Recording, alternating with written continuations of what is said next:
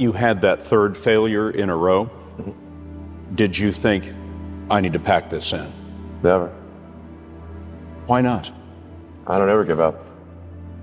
I mean, I'd have to be dead or completely incapacitated. Hell, I mean, you just have to put in, 80 to 100 hour weeks every week.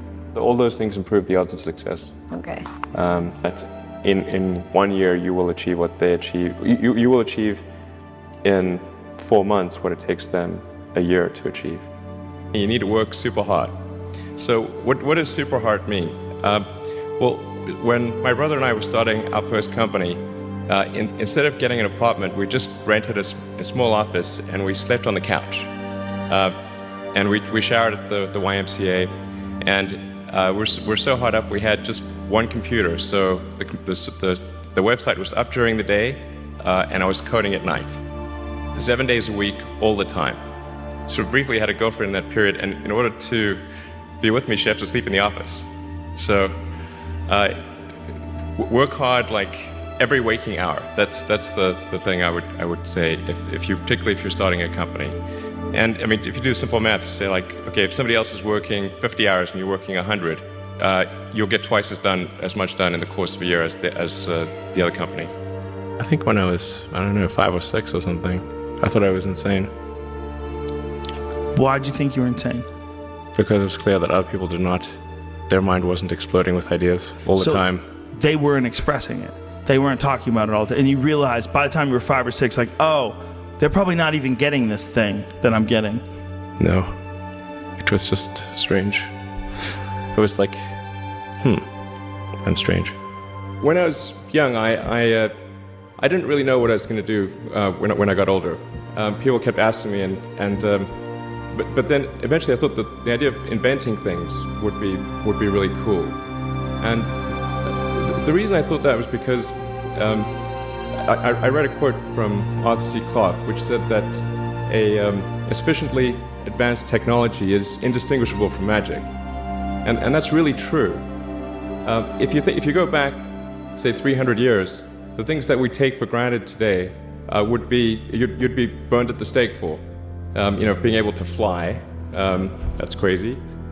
Being able to see over long distances, being able to communicate, having effectively with the internet a group mind of sorts, and having access to all the world's information instantly from almost anywhere on the earth. This is stuff that really would be magic, or would be considered magic in times past. In fact, I think it actually goes beyond that, because there are many things that we take for granted today that weren't even imagined in times past. They weren't even in the realm of magic. So it actually goes beyond that. So I thought, well, if I can do some of those things, basically if I can advance technology, then that's like magic, and that would be really cool.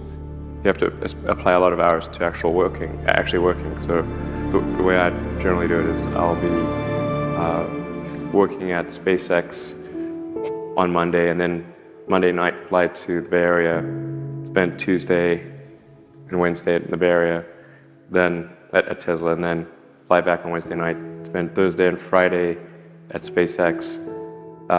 In the last several months, then I would fly back here on a Saturday and either spend Saturday and Sunday at Tesla or spend Saturday at Tesla and Sunday at SpaceX.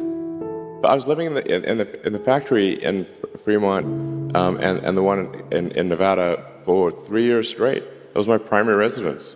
I'm not kidding, literally. I actually slept in a couch at one point in a tent on the roof. And then, but for a while there, I was just sleeping under my desk, which is out in the open in the factory, and for an important reason.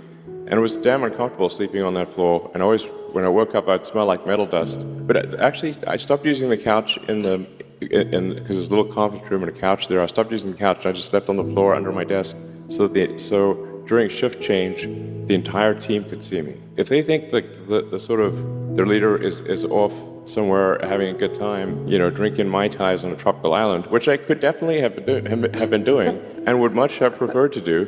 But the thing is that since the team could see me sleeping on the floor during shift change, they knew I was there, and that made a huge difference. And then they gave it their all. Like one of the most difficult choices I have ever faced in life was in 2008, I think I had maybe $30 million left, or $30 or $40 million left in 2008. And I had two choices. I could put it all into one company, and then the other company would definitely die, or split it between the two companies. But if I split it between the two companies, then both might die. And when you put your blood, sweat, and tears into creating something, or building something, it's like a child. And so it's like, which one am I going to let one starve to death? I couldn't bring myself to do it, so I split the money between the two. Fortunately, thank goodness, they both came through.